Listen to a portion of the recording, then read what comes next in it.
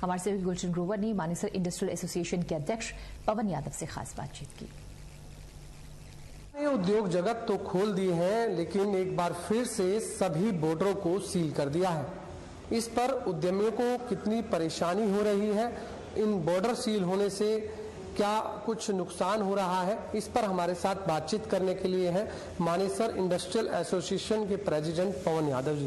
पवन जी, जिस तरीके से फिर दोबारा से बॉर्डर सील कर दिए हैं, कितनी परेशानी आप लोगों को हो रही है? देखिए, परेशानी तो काफ़ी होगी।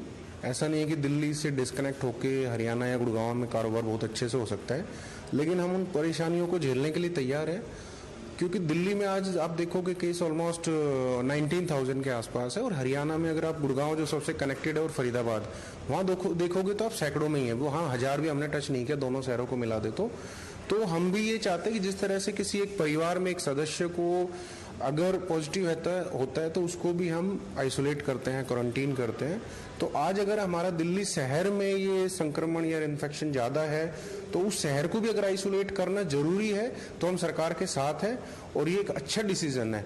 अदरवाइज क्या होगा, जाने अनजाने में एक शहर से दूसरा शहर, चाहे वो गुड़गांव हो, फरीदाबाद हो, गाजियाबाद या सोनीपत, इसके चारों तरफ सभी शहरों में ये इन्फेक्शन फैलेगा और दिक्कतें बढ़ेगी। तो आइसोलेट कर दो कम से कम एक शहर में, और वहां पे उस पर आराम से काबू पाया जा सकता है। तो आप किस तरह ऑर्डर दे रहे हैं, आप किस तरह बातचीत कर रहे हैं, जो भी आपके देखो, आज की डेट में सारी चीज़ें अवेलेबल है। ऑलरेडी गवर्नमेंट ने डिजिटल इंडिया करके बहुत बड़ा लेवल पे इस चीज़ का प्रचार प्रसार किया था, वो चीज़ बहुत अच्छे से काम आ रही है।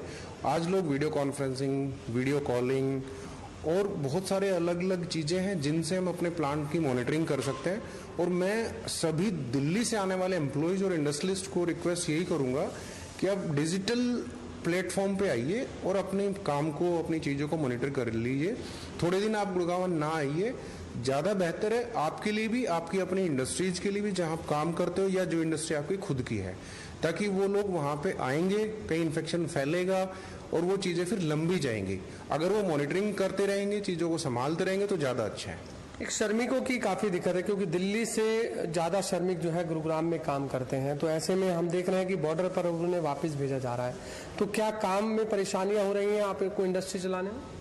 हाँ, थोड़ी हो रही है, बट हम उसको झेल लेंगे। देखो, बट कोरोना को बढ़ावा देना या हमारी किसी ऐसी एक्टिविटी से वो बढ़ता है तो वो ज़्यादा दिक्कत है।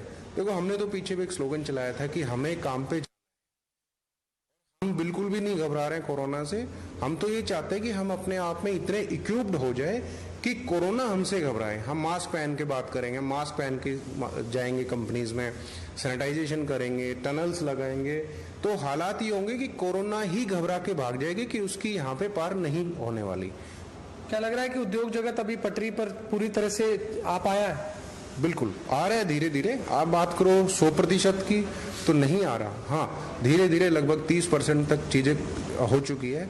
आप भी इंडस्ट्रियल एरिया में जा ही रहे हो, हर जगह चारों तरफ आपने देखा होगा पूरी हलचल है, चारों तरफ चीजें जीवंत हैं और काम, कारोबारी, वर्कर सब लोग काम पे लौट रहे हैं। और हमने जो मुहिम चलाई थी उसका भी 2-3% तक असर दिखा है। हमारे अलग अलग लोगों से बात हुई इंडस्ट्रीज में, वर्कर से, तो उन्होंने खुद भी सोचा कि अब हम घर नहीं जाएंगे, क्यों जाएं, तो लोग टिक के काम करने की तरफ बढ़ रहे हैं। हम देख रहे हैं कि गुरुग्राम में 2 ही दिन में 200 के लगभग मामले आ गए हैं। एक दिन में 115 मामले आए हैं कल ही, और इससे पहले 68 मामले एक ही दिन में आए। तो क्या इंडस्ट्री को किस तरीके से आप देख रहे हैं, क्योंकि तमाम श्रमिक भी यहाँ काम करते हैं, अगर कोई भी कोरोना पॉजिटिव ऐसे में श्रमिक निकल जाता है तो आप लोगों को भी परेशानी होगी, तो इसके लिए किस तरह के खास इंतजाम आप लोगों ने किया? देखो, अगर इंडस्ट्री वाइज देखा जाए तो हमने सबको, सारी इंडस्ट्रीज को भी रिक्वेस्ट किया कि सैनिटाइजेशन पे, डिसइंफेक्शन पे पूरा ध्यान दे, और अच्छे इक्विपमेंट, जैसे गवर्नमेंट ने भी आपने देखा होगा कि डेली लोकल प्रोडक्ट आ रहे हैं जिनके पास लाइसेंस भी नहीं है, ऐसे ऐसे लोग भी सैनिटाइजेशन या सैनिटाइजर बना रहे हैं। तो हमें वो भी जांच करना है कि जिसको हम सैनिटाइजर समझें, पता चले कहीं नीला पानी तो नहीं है या वो हरा और लाल पानी तो नहीं है, तो हमें प्रोडक्ट भी अच्छे खरीदने चाहिए। और देखो, कोरोना कुछ है ही नहीं, सिर्फ एक ऐसी बीमारी है जो लापरवाही करेगा उसी के घर आएगी, वो उसी की फैक्ट्री में आएगी। तो आप जितना सजग रहोगे, आपका कोरोना कुछ नहीं बिगाड़ेगा, वो आपसे दूर रहेगा। जहां लापरवाही की, आज 115, 168 जो लोग आ रहे हैं, वो लापरवाही का ही नतीजा हमारा। लॉकडाउन 4 अब खत्म होने वाला है, मात्र एक दिन शेष रह गया है। ऐसे में लॉकडाउन 5 की शुरुआत सरकार करने वाली है। किस तरह का होना चाहिए, आपकी क्या राय है? सरकार को किस तरीके से पूरा प्लान तैयार करना चाहिए? देखो, अभी सरकार ने पिछले और 15 दिन में 2 वीक का ये लॉकडाउन था, लॉकडाउन 4.0, उसमें और देखा होगा कोरोना की भी परिस्थिति, कोरोना का प्रसार प्रचार कैसे हो रहा है और लोगों का रिएक्शन, उस बेस पे सरकार ने कुछ ना कुछ अच्छी पॉलिसीज बनाई होगी।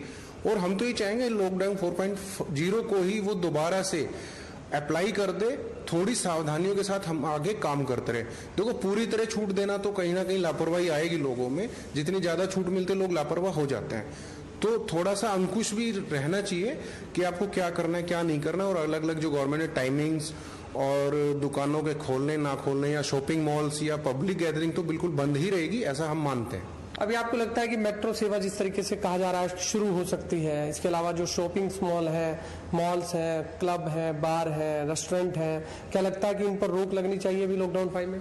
बिल्कुल लगनी चाहिए और सरकार लगाएगी भी। सरकार हमारी जागरूक है, वो ये सारे हर पहलू पे पूरी तरह से चेक कर रही है कि क्या क्या कहाँ कहाँ कैसे कैसे खोलना है। और पब्लिक गैदरिंग या मेट्रोज मुझे नहीं लगता बिल्कुल भी कि खुलेंगी, ना ही क्लब्स, रेस्टोरेंट और शॉपिंग मॉल खुलेंगे।